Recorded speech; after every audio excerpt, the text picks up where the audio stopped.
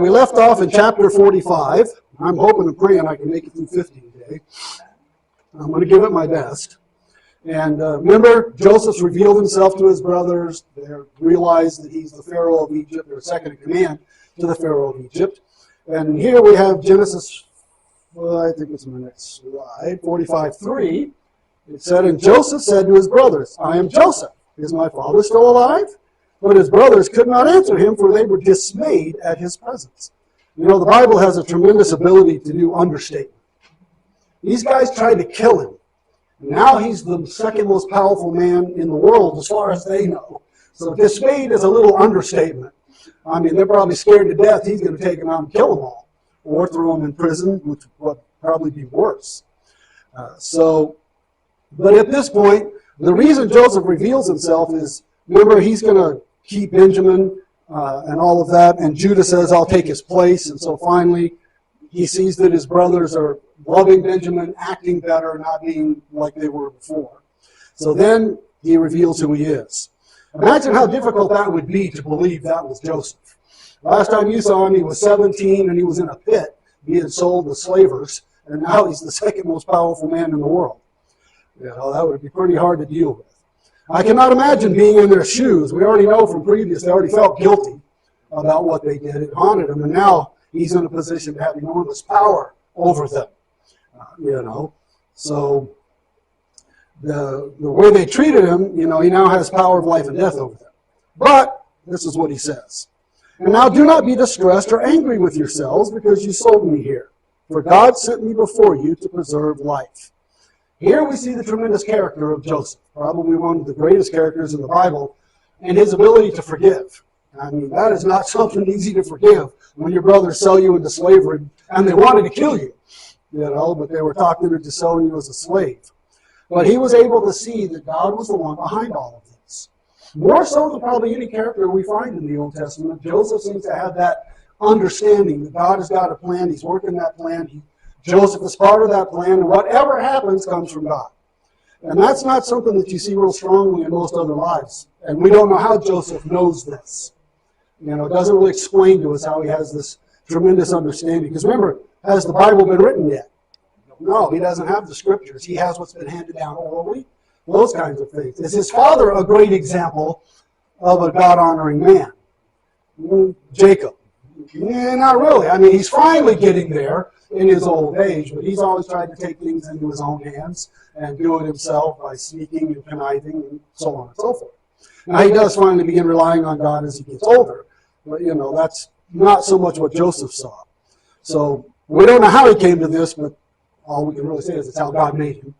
And he seems to have this very deep understanding of this. Just like David, when you look at some of the things David wrote, he seems to have a very deep understanding that most of the people of his time did about God and after what happens after you die, those kind of things. So we see that with Joseph. And Joseph sees that these things that we would call bad really weren't bad. I mean, were they painful? Yeah, when he was sold as a slave.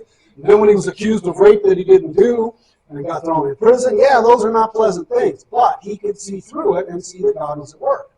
The good thing about Joseph was he could see it beforehand or as he's going through it. We're usually better at looking back and going, oh, now I see. But while we're in the middle of it, we usually have a much more difficult time of doing that, seeing and understanding. Yeah, Joseph did. He could, wherever he went, he did the best he could do, did whatever his hand found to do, wherever God put him, and trusted God that he knew what he was doing. And then we see that these things that we call bad were actually how God was training Joseph to be able to be the second most powerful man in the land.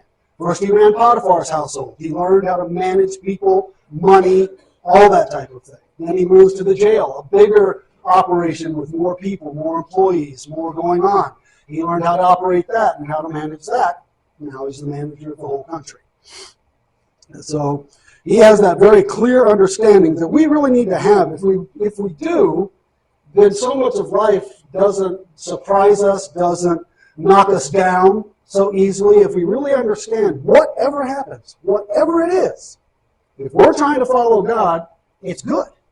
No matter if it's painful, difficult, grievous, whatever, it's still good by God's definition of good. Michael? Yes, that's what I'm learning now. It's not easy though. Particularly people that you love are like they stand up and they're very, very angry with you about nothing. And it's like, but somebody was sharing with me yesterday about that, how that is God moving in your life. Right. You're saying it right now. That's Right. incredible. Right. And I have to repeat what Michael said because the people, I don't always do it, the people that watch online, I need to repeat. So, as Michael said, is that he's now experiencing what we're talking about. And we all do. God brings all different kinds of things into our lives. And everything he does has a point, has a purpose, and that purpose is molding us into the image of Christ, whatever that takes. And one of the pictures that comes from the Bible I love is there's a verse in the New Testament where it says that we are the temple. We're the stones the temple's made out of that God lives in. We're the living stones. And in the old days, one of the ways they made stones fit together very tightly was to put sand in between them and rub them together. Yeah, well, you ever been to church where there was somebody that just rubbed you the wrong way? Guess what? That's what God was doing. He was changing both of them because the sand changes both stones until they fit together. And that's exactly what God is doing. He puts us in situations that we don't like because he's changing us, molding us, making us into the image of Christ, making us who he intends for us to be. So, She just said, everybody said she knows she has a purpose now. you're the sand, the irritant. So, and like I said, I think Joseph probably has the clearest, strongest understanding of this in the Bible. And I think for probably many of us, even though we understood what God is doing, we still might have a hard time forgiving the brothers. It's like, yeah, I know what's God doing, but I still would like to kill you. Or something along those lines. But he doesn't. He just lets it all go. And that's how we should be. Because, really, if he hangs on to it and stays angry, who does that hurt? Him. That's the old adage, if it's like drinking poison and expecting the other person to die. It doesn't work that way. And that's what happens. We're the ones that are stressed out, upset, angry, whatever the case may be. Rather, if we just let it go and say, God's in control of this, it doesn't matter. That absolutely is the truth of the Bible. God is control. And so we need to let him do what he's going to do. So, and in the Bible, what are we told about forgiveness? It may be one of the most difficult set of passages in the Bible when we're told to forgive anything and everything as many times as it takes.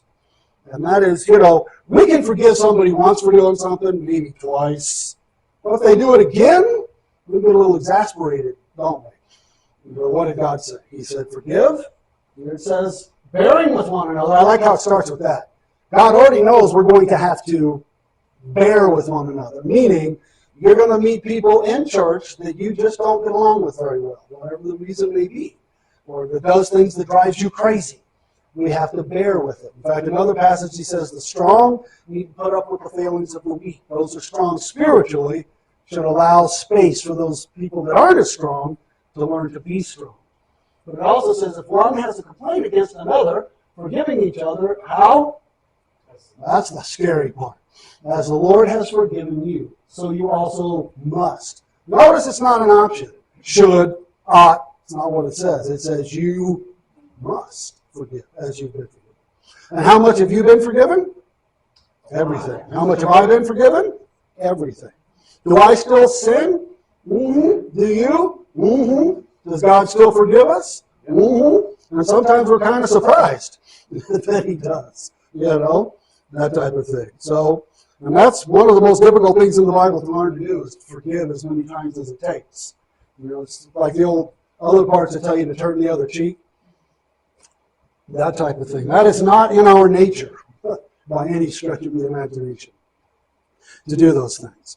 So we're to forgive anything and everything just as God has forgiven us. But again, if you don't want to forgive someone, who does it harm? Yeah, that's what's, again, so interesting about us humans, is it harms us, not them, in most cases. And yet, so if we do it, it's really what's best for us in reality. All right, so now they're going to go back, get their father, and bring him to the land of Goshen in Egypt. That's what he's asked them to do. And this is where the land of Goshen is. It's kind of where the delta is, and then out into this area right here. Because see how green it is all right down here? That is where the bulk of Egypt lives and farms, just off the Nile. Because what's out here? Empty, barren desert. Yep. And so they would just stay along the river and farm. They were not interested in that area at all. They don't like herdsmen. Remember, we learned that before, that they see herdsmen as an abomination, even though they have to have them, because they have animals and such that they need to take care of. But for some reason, the Egyptians looked down on herdsmen, as many cultures did. Yeah, yeah. What river is that? That's the Nile. No. This? That? Yeah. That's the Gulf. That's the Gulf of Aqaba, and that is the Red Sea. Yeah. So, let's see. So he tells them to go get their father, take everything that they have, move to Egypt. There's still 5 years of famine left. They've only been through 2 years. And there's still 5 years left. He wants them close by where he can take care of them and feed them. Then Pharaoh hears that Joseph's family has come, and he's super pleased. He's quite the interesting Pharaoh. You know, that he gets this involved in the life of Joseph, this Hebrew, whose family are shepherds, and the Egyptians don't like shepherds, and they don't like Hebrews. And that's one of the ways we know he's not Egyptian. He's Hyksos, as we talked about last week. These warrior people that came in and took over the government of, or the ruling of Egypt for a fairly short period. And that's why things change when we will read later on in Exodus where the Pharaoh dies and a new Pharaoh who didn't know Joseph comes into power. If you look at the history, that's actually where the Hyksos get kicked out and the Egyptians take back over again. And they don't like Hebrews. And that's when they turn them into slaves. Which they probably also don't like them because the Hyksos, the ruler, favored the Hebrews and took care of them. And so what does that do to the native-born Egyptians? It makes them very resentful. So that's also part of it. Now, Pharaoh also not only gives them food, tells them they're welcome to come to the land, but he actually sends wagons so that women and children and all that don't have to walk. They can ride in wagons and bring all their possessions. Because one of the things that Jacob doesn't have, he doesn't have wagons. He doesn't use them. He uses camels, donkeys, all those kinds of things. But they don't really use wagons and such. So he wants them to, and so he gives them the wagons and all the provisions they need to not only get home, but now bring everybody back. And there are 70 members in the family, we'll find out, but there's far more people because there's all the servants that have to be fed. And way back with Abraham, we know there were over 300 servants. And they've gained more servants since then. So we don't have any idea how many there are. But there's a lot, and it's going to take a lot of food to feed them. And then it tells us that to each of his brothers, he gave a change of clothes. Now, in our day, we're like, really? That's a big deal. That's because clothes are cheap to us. But in their day, clothes were extremely expensive, especially if they had any color in them. Because dyes were all made from natural sources, bugs, plants, that type of thing. And it took an enormous amount of work to make dyes. So dyed clothing was very expensive. Thus, the value of Joseph's coat of many colors. All these different colors, that was a very, very expensive piece of clothing. Also, just making linen and cloth was very expensive. And so to give someone a change of clothes was really to give them an extremely valuable gift. Even people like them of the upper class would have 1 or 2 sets of clothes. That's it. And you basically wore them until they fell off your body. And then before you got more. Because they're just very expensive and hard to get. And then, but to Benjamin, he gives 5 changes of clothing. And because of his brother. He also gives Benjamin 300 shekels of silver, which in our day would be about $3,000 at our value of silver today. And then to his father, he sent 10 donkeys loaded with the good things of Egypt, not the grain and stuff, all the other stuff Egypt has to offer, various things. And then also 10 female donkeys loaded with grain, bread, and provisions for their journey back. And I'm not exactly sure why the Bible specifically says 10 female donkeys. It just does. I'm sure there's some reason and some importance to it because the Bible doesn't waste words. I just don't know what it is. But I just think it's interesting that he says, donkeys with stuff from Egypt and then specifically 10 female donkeys to carry the grain and provisions and all that. That's because female donkeys aren't as stubborn. That's true. At least with donkeys anyway. So, that makes me think of, I was watching a video last week. We know there are wild donkeys that live around Lake Pleasant. There are quite a few of them that hang out around the lake. And it was a video of a guy fishing, and this wild donkey comes walking up, and he thinks it's after him, so he keeps telling it to go away, and it just keeps coming. Finally, he realizes it's got cactus all stuck in its head. And somehow these animals know to go to a human, and then just stands there while he pulls. And when he pulls the last one out, the donkey shakes his head and walks off. Which is very interesting. Now, can you imagine being in Jacob's shoes when his sons returned, not with just the food that they were sent to get, wagons, all of these donkeys, all of this wealth, and then they go in and tell him that, hey, guess what? Not only is Joseph alive, he's the second most powerful man in our world. That's got to be, I'm imagining he didn't have a heart attack and die then. Because, I mean, he's been grieving for Joseph for years. And now he's not only alive, he's super powerful. Go back and remember, what were Joseph's dreams? The brothers would bow down to him, and even his mother and father would bow down to him, exactly as this happened during this time. I still think Joseph should have kept those to himself, and life would have been a lot better than telling his brothers and mother and father that they're all going to bow down to him. So, and I imagine it was a little hard for Jacob to believe. Probably took him a while to believe that, that he was only alive, and not only that, but now he's the second most powerful man on earth as far as they know. So then they all take off and they head down to the land of Goshen. And this is the route. This kind of bottom one is a little hard to see. This yellow there, that's that red oval. That's the way they went. And they stopped up here in Beersheba. If you remember that, that's where Abraham dug a well. And then the herdsman of that area said, no, it's our well. And there was a big dispute. And so he had to settle it, and he settled it by making oaths. And Beersheba means well of the oaths. It's a well, but it's also a religious place for him. And so he stops there and he sacrifices to the Lord.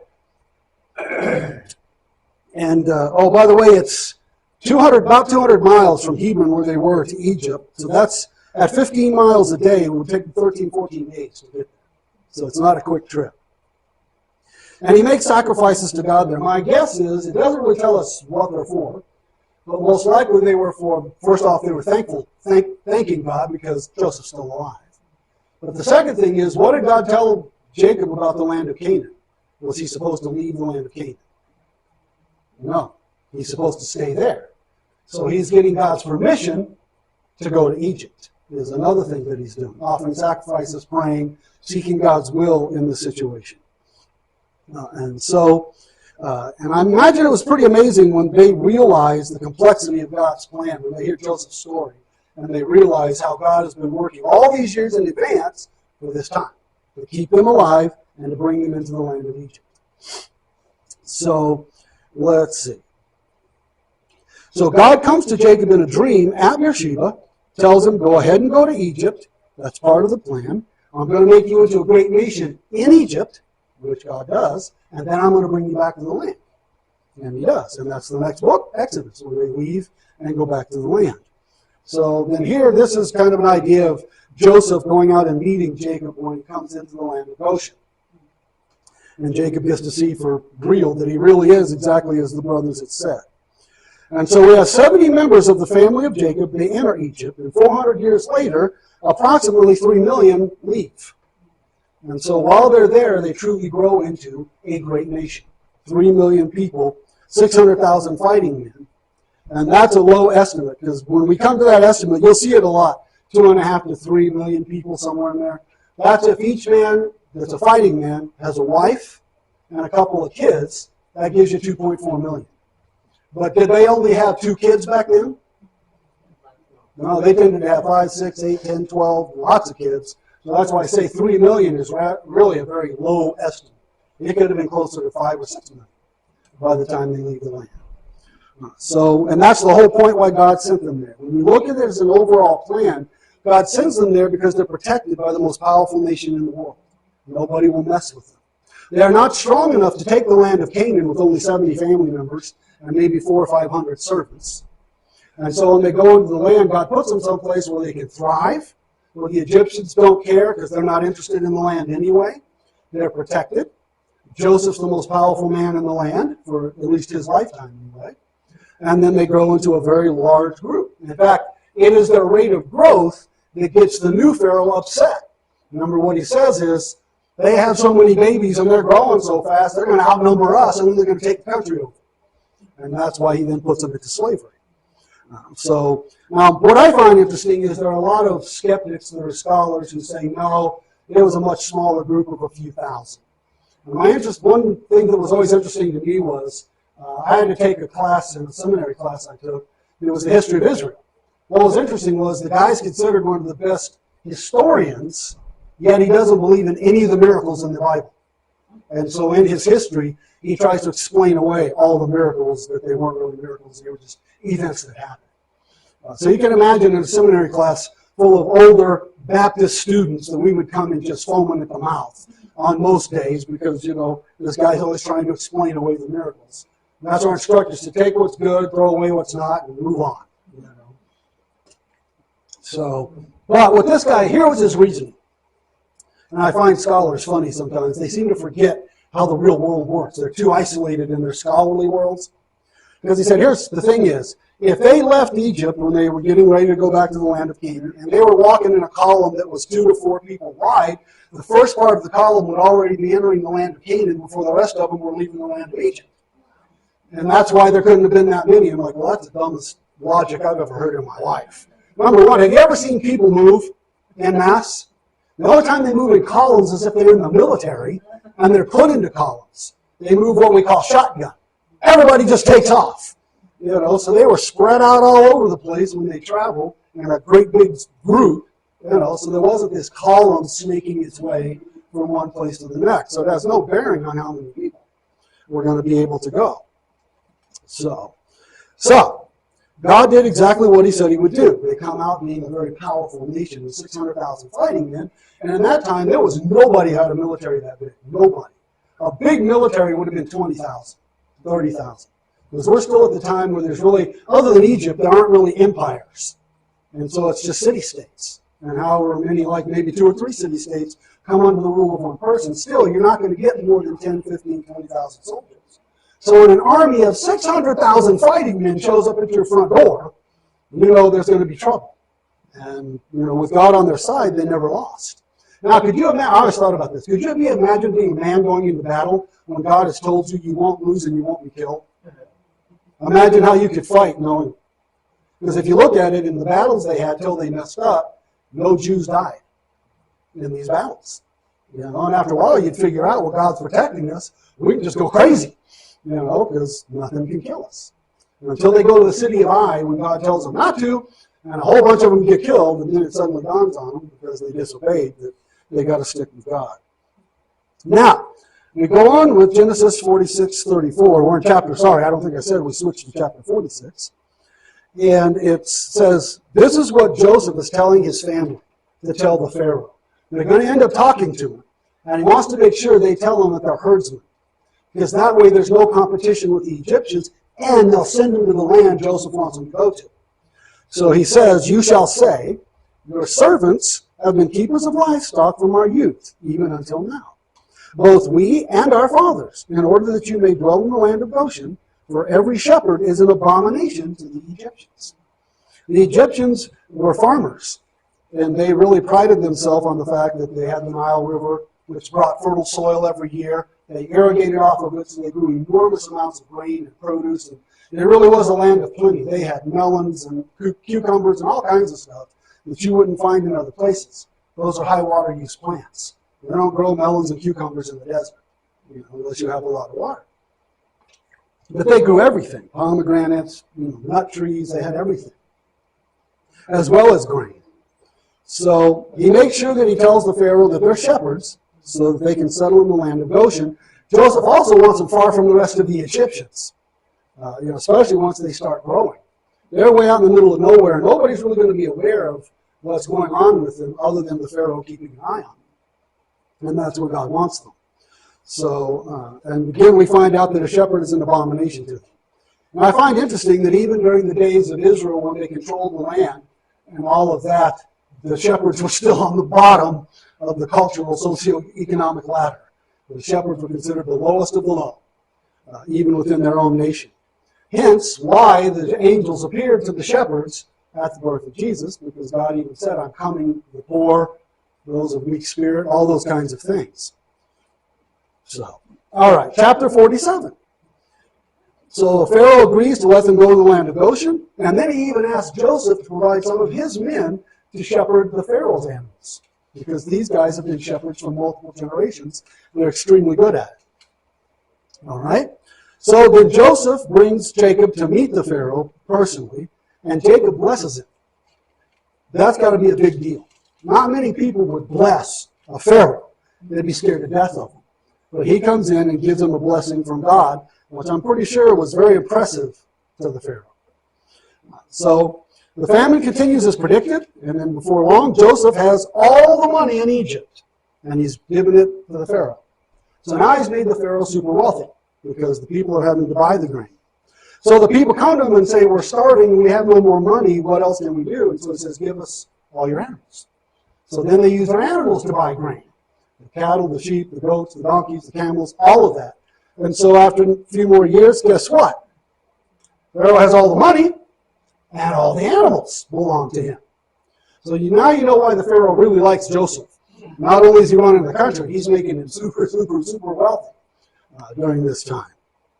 So then they run out of livestock. The famine's still going on. Now they sell themselves as slaves and their land. Now Pharaoh owns everything. The people, the land, everything. The only thing that doesn't get sold to him are the priests. Because in these ancient kingdoms, the kings generally gave priests an allowance and funded the temples in order to keep them going, so the priests didn't have to buy grain. Didn't have to run out of money. They kept getting money. And so that's the only thing you didn't end up with was their land. And over time, what happens is the priests become as powerful as the kings. It's interesting. There's this balance where the kings have to be very wary of the priests and vice versa, because the priests are so wealthy and so powerful, they can really kind of sometimes force these kings and pharaohs to do what they want, because they have so much influence with the people and so much wealth as well. So now everything belongs to him. Finally, the famine's over, and the people of Egypt have survived, which they're very thankful for.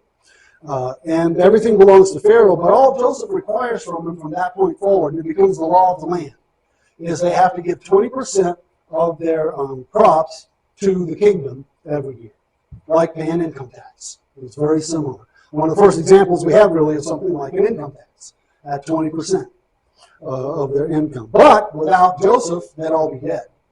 Also, they'd have nothing to plant. You would have eaten everything. So Joseph not only kept enough grain to feed everybody, he also kept enough to give them to go out and replant and start over when the famine was finally over. And for it to be a famine in Egypt, that means it had to be phenomenally dry, where the Nile actually got down to where there was very little water in it, because they irrigated off the Nile. And there are historical accounts where the Nile never went dry, but it has gotten where very little water was coming down, and they couldn't really grow crops with it. Then we're told that Jacob dies at 147 years old. So he lives a long and fruitful life. Now, before he dies, he makes Joseph swear that he will take his body and do what with it? Bury it back in the land, because that's where they're supposed to be, and that's where they want to be buried. And remember, Abraham had bought the cave from Machpelah, and that's where Abraham, Isaac, Rebecca, and Leah were all buried there. So he makes him swear that not, 400 years later when they go back to the land, but when he dies, they'll take him back to the land and bury him with his fathers. So he swears that.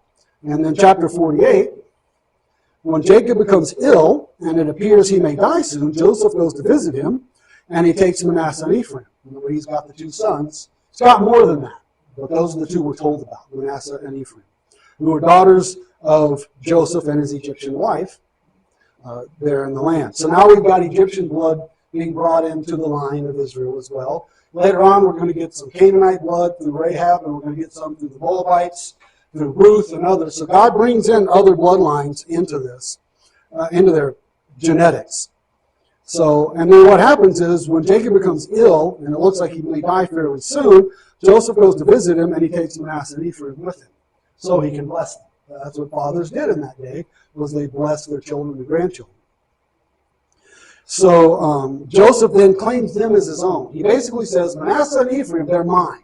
They're part of my family, my tribe, the people that will inhabit the land of Canaan. will become Israel. The rest of his children are Egyptians. They're not part of the land of the family. Just Manasseh and Ephraim. And Joseph ends up, therefore, with 2 portions of the land.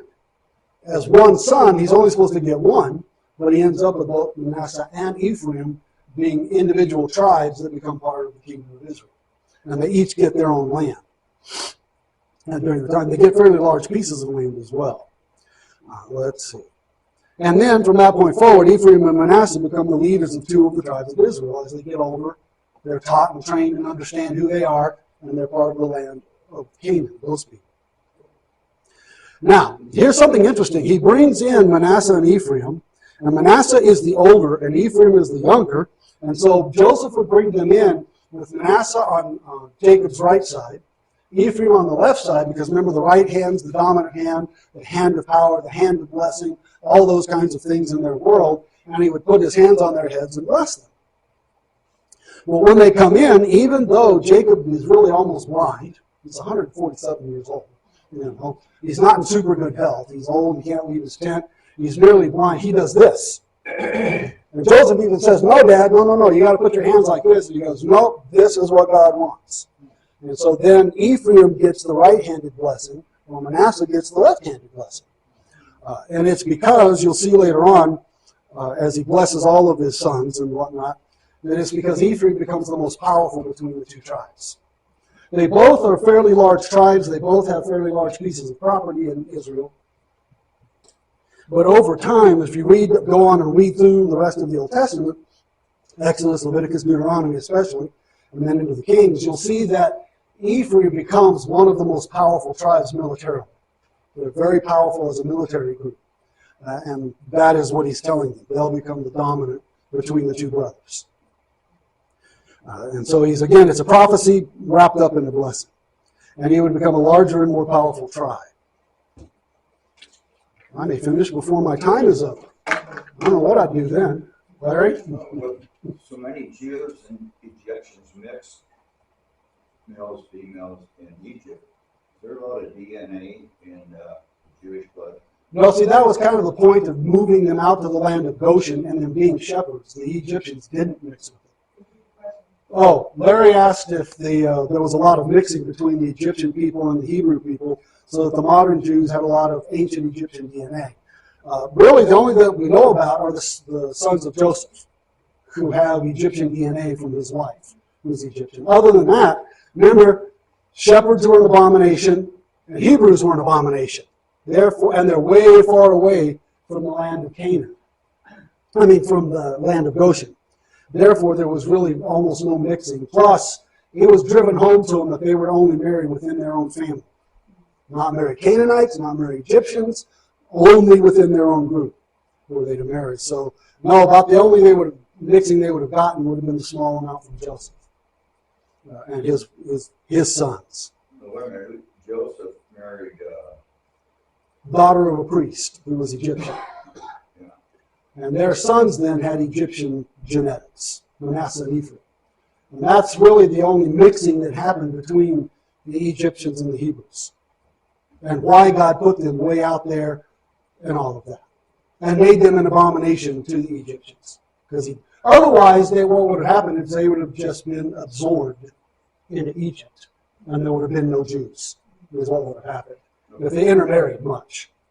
That's what happened to all the ancient peoples. Assyrians, Babylonians, all of those. They basically were taken over by another empire and then absorbed into that people group. That's why in modern times there aren't any Egyptians that would have the same genetics as the Egyptians we're reading about. They've had too many different people groups come in there. In fact, most Egyptians today are Arabs by genetics because of the Muslims taking over that whole part of the world and spreading the genetics all through that. So you don't find people who have ancient Babylonian, ancient Persian. They'll have a little bit of that DNA, but not much, because too many groups came in and intermarried. There's just one group that has maintained their genetics over all this time, which is who? The Jews. Yeah, you can still tell a Jewish person by their genetics. They have certain markers that make them Jews, and God kept it that way on purpose. All right, now in chapter 49, what happens is before he dies, Joseph is prompted by God to speak a prophecy over each one of his sons. And most of them aren't good. Some of them are, but most aren't all that great. And as we know, they're not great people. You know, they go to worshiping false gods. We already had Simeon and Levi wipe out an entire city of Shechem, you know, for one guy violating the sister Dinah. Instead of just killing him, they killed the whole city. That type of thing. So, let's see. So Reuben, he does it in age order. He starts with Reuben. He says, Reuben, you're unstable as water. How would you like to be told that? You're unstable as water. You will not be preeminent as he should be, being the oldest. He should be the preeminent tribe. But he says you're not going to. Because the reason he says this, and I think because we're doing the overview, I don't think I brought up that what happened was Reuben went in and slept with one of Jacob's concubines. You know, one of his wives. So he told him, no, you gave up your right to be the preeminent tribe when you did that. And so here's what we see is what happens is, oh, I thought I already put that up there. Here's what happens when the land is divided up. And look where Simeon is. Not Simeon, probably. Sorry, we're talking about Reuben. Reuben's over here on the other side of the Jordan, kind of the tail end, and doesn't really become a major tribe. Look at Manasseh. And then Ephraim. Manasseh has a lot of land, but that's because over here, that's all land that's basically just kind of semi-desert for grazing. Now, Michael? This might be not relating to this, it might be, I don't know. But the question in my mind is, where is the 144,000?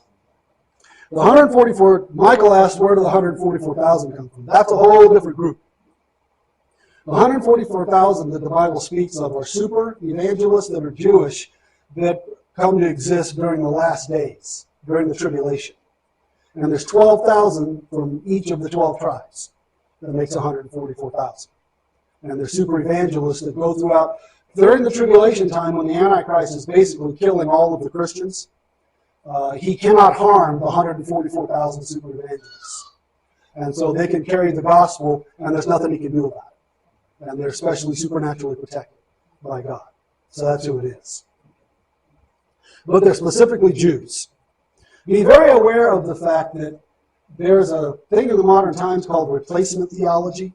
It's total nonsense. There's nothing in the Bible that ever even alludes to this. But there, back hundreds of years, there are many scholars, true Bible-believing scholars, who believe that the church replaced Israel.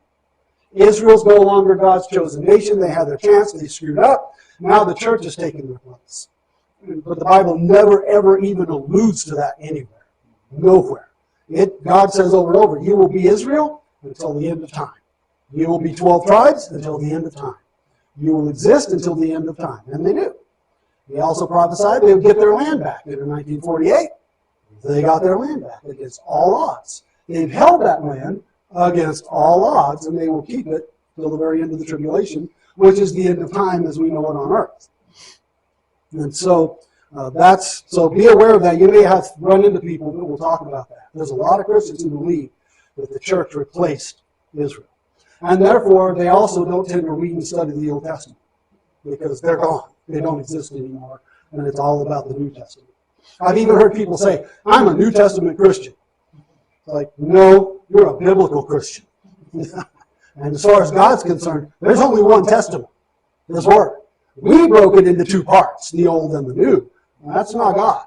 God is one Testament with one unified message from beginning to end. And if you don't know the Old Testament, there's a whole lot in the New Testament you'll miss. And that's why it's so important to understand it. So, all right. The next one is Simeon. Now remember, Simeon and Levi, not good guys. Which is interesting because what does Levi become? The priests, which is kind of interesting from their murderous forefather. And here's the map that shows Simeon's allotment down here. And here's what he says to Simeon and Levi. They killed the men of Shechem after having been circumcised. Remember that? Got them all to get circumcised. They're also sore. They can't fight back. Then they come in and slaughter them all. They are cursed for their anger, cursed by gods. So they will be divided in Israel. Levi ends up being the priestly tribe. What the Bible actually says is they'll be scattered in Israel. And so Levi ends up being the priestly tribe, and they don't get an inheritance, remember? They're given a few cities and some of the land around the cities to raise crops on, but they don't have a land like the other tribes do. And they're scattered throughout the nation of Israel, exactly as Joseph or Jacob prophesies they will be. And then their Simeon's tribe ends up where? In the middle of Judah. Well, what's probably going to happen to them being in the middle of Judah and being much smaller? Get absorbed. Yep. So that's what he says, they'll be scattered throughout Israel. They'll basically lose their identity. The Levites will be scattered because they're priests. Now when he comes, okay, so I meant to put this up there. So there's Judah. And then, of course, there's Simeon down there in the middle of Judah during this time. And so they've been cursed because of their actions. Now, Judah, that's one of the few tribes that God just says good stuff about in these prophecies. What comes from Judah? What's so important about Judah? Kings. All the kings come from the tribe of Judah because they come from the family of David, who was part of the tribe of Judah. And so the kings will come from Judah, and that's what he prophesies. Kings will come. Rulers will come through Judah. Okay? So as well as Christ, who's both king and priest, comes through that same lineage. That's why he's called the Lion of Judah. So, kings will come from Judah. So they don't really have any bad stuff in theirs. Zebulun, all it says about Zebulun is they'll have some kind of interaction with the sea and harbors. It doesn't really explain it. In this particular thing, their land is in here. But somehow they end up being involved with the ocean and harbors, and that's really all it says about it. It will be a safe harbor for ships. And then the next one is Issachar. Issachar will become a servant of forced labor. So they're going to basically get captured and be forced into forced labor, be slaves, that type of thing. And here they are in the middle, up here, very small. Them and Zebulun have very small pieces of land. Dan is relatively small as well. When you look at this, it's always very interesting to figure out how God divided this up. It's not exactly divided evenly, is it? Some people get little tiny pieces of land. Some people get big, huge pieces of land. It has a lot to do with the character of their forefathers. And also it has to do a lot with what is on the land. Because remember, like Judah has all this area. But you remember what this area down here is called? The Negev, the desert. There's not a whole lot there. Although he does have some of the prime land in here, where Jerusalem and Bethlehem and all that are. So he'll become a servant of forced labor. That's way in the future when other nations are going to come in, attack them, take them captive, and raid them, and all those different kinds of things. Dan shall judge his people. That's what he says about him. And I don't know if you remember the story. Remember Samson? Remember the period of the judges? These different people that God brought out. Well, Samson happened to be from the tribe of Dan. So what he's saying is judges will come from this tribe at the point in the future when they have judges. And Samson fulfilled, he even says that Dan will be like a viper and a serpent, subtle, strategic. And if you remember right, that's who Samson is. He fights with the Philistines. He sets their fields on fire. And in the end, he pulls down a temple and kills all the leadership of the Philistine people. When they poke out his eyes and bring him in the temple and make fun of him, Samson prays for strength one last time, and God gives him the strength to push the pillars down, and the temple collapses, kills him, but it also kills all the leadership of the Philistines. And when you do that, that puts him into a power vacuum where it just turns into chaos in the city. All right, Gad will be raided frequently, but will also then attack other people as well. And see, Gad is one of the ones that's on the border here with these other nations, Moab, Ammon, Edom, those people, and they constantly raid into the land. And guess who they go across to get there? Because guess where the main way into the land is through Jericho. That's why the Israelites take it. And guess where that is? It's got to go through Gad to get there. So he gets raided a lot. If there's a raid, who's going to be the first to know about it? Gad. Because they're on there, also Manasseh and Reuben, because they're on that side of the river. Also, they weren't really supposed to get this land. The original border was the Jordan River. It's later on they asked God, can we have this great grazing land on this side? And he allows them to have it except they have to promise they'll fight with the other Israelites to help them take their land, which they do to a point. Now Asher, they're going to receive some of the best coastal farmland. They're going to have great farmland up here where Tyre and Sidon is. And the coastal areas is where the best farmland is because of the water keeping the temperature cool, basically, and also the moisture coming in to rain and water the land.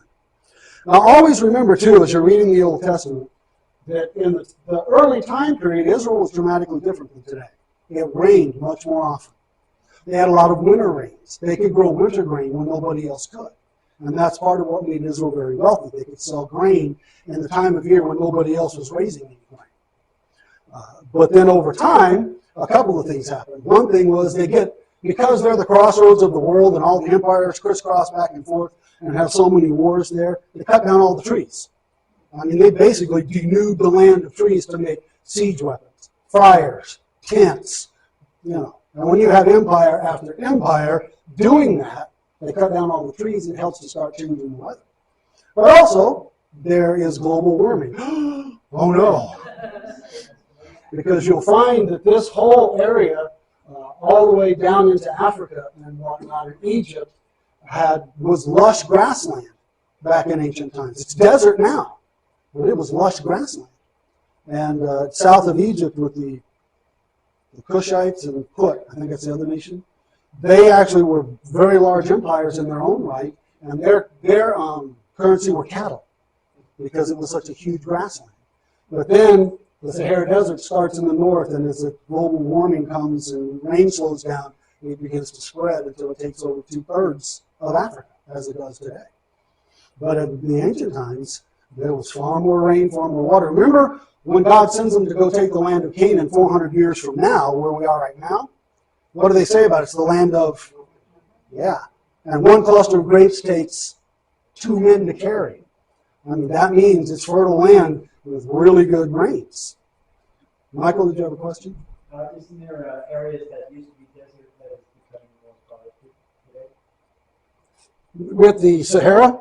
No, with that on the planet. On the planet? Possibly. I haven't looked recently, but I do know that they said that some parts of the Sahara were starting to kind of green up and push the desert back a little bit. Yeah, I heard that too. Because weather is changing across the world. Now, man has nothing to do with it. Nothing. We can believe in global warming. That's scientific. You can measure. The problem is they keep trying to say that the Industrial Revolution is causing it, yet they can't explain why these same events happened thousands of years ago, much worse than today. As I've told you before, most ancient scholars who believe in global warming will also tell you the ocean used to be 400 feet deeper than today. There's all kinds of evidence. Now imagine, they're talking about, Al Gore told us that, if it goes up a tiny bit, Florida's going to be underwater, right? And he was only talking about a foot or so. Imagine 400 feet. How much of the world would be underwater compared to today?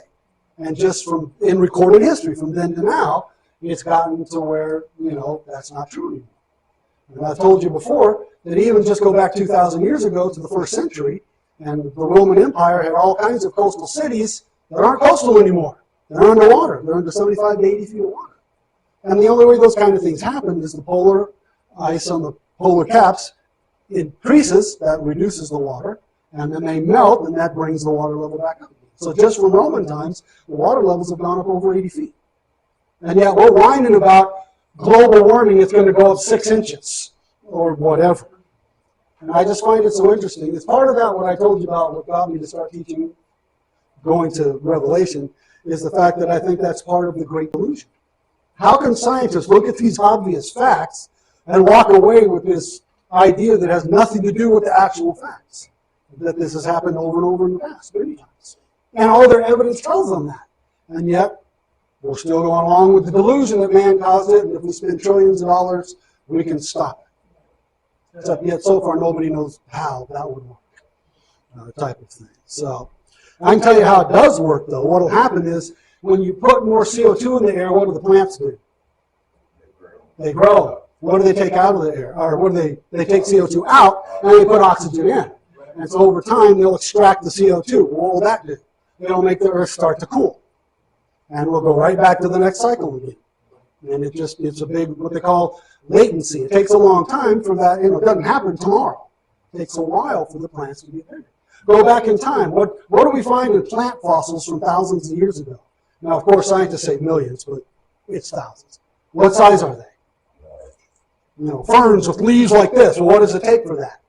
Really high concentrations of CO2 for plants to grow like that. And then why did the plants get smaller? Because we stripped a lot of the CO2 out of the air and replaced it with oxygen. And on it goes. And even secular scientists will tell you that that's how it was back in ancient times. So there was more oxygen, more air pressure, that type of thing. It's just a normal cycle the Earth goes through. My fear is we're going to spend trillions of dollars to do nothing, except bankrupt economies, and it'll have no effect. We should be spending the money adapting. In ancient times, that's where all the great migrations came from. The great migrations out of the central steppes of Europe, the great migrations, they all occurred because of weather. You don't move unless something makes you move. And it's weather change, where the land dries out. Just like in the Southwest, same thing.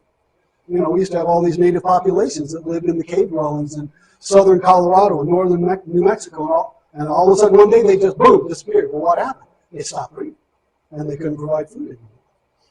All right, I got to move. I've got 4 minutes. So, let's see. We got Asher, Naphtali. They get fertile and peaceful land, and they'll spread out and fill their land, so they're pretty good. Ephraim and Joseph, which is Ephraim and Manasseh, they'll become very powerful and successful in war, which they do. They become very powerful in war. There'll be many, many blessings because of the way they live? No. Because of who? Joseph. Yes, God will bless the descendants, even if they don't deserve it, because of the forefathers. He does it over and over. Then Benjamin, the last one, the youngest son, he becomes extremely immoral and ends up getting wiped out as a tribe by most of the, not completely wiped out, but almost by the rest of Israel. They were tremendous fighters. And we're told in one part where they had 700 left-handed slingers. I've always found that interesting. They're all left-handed, and they use the rope sling that they spin and then throw rocks with. And it says they could hit a hair, like a hair off a person's head, at a great distance. And in their day, most people don't know this, slings, we think of them as toys. They're one of the most devastating battle weapons of their day. There were slingers that could sling stones over 200 yards and still hit with enough force to kill a person. And they could hit very, very accurately. So if you've got 700 slingers, they can wipe out a big chunk of your army before they even get close to you. And yet Israel goes in and basically almost completely destroys the tribe of Benjamin because of things that they do. Then Jacob demands they bury him, of course, in the cave of Machpelah in Canaan, where Abraham, Sarah, Isaac, Rebekah, and Leah were buried. That takes us to chapter 50, believe it or not. Joseph had the Egyptian physicians embalm his father. The Egyptians wept for him for 70 days because that's their normal period. So he was treated like an Egyptian ruler, that he was embalmed, and all of Egypt cried over him. Then Joseph asked permission to take him back to Canaan. Because Joseph can't just leave. He's got to get permission from the Pharaoh to leave the country.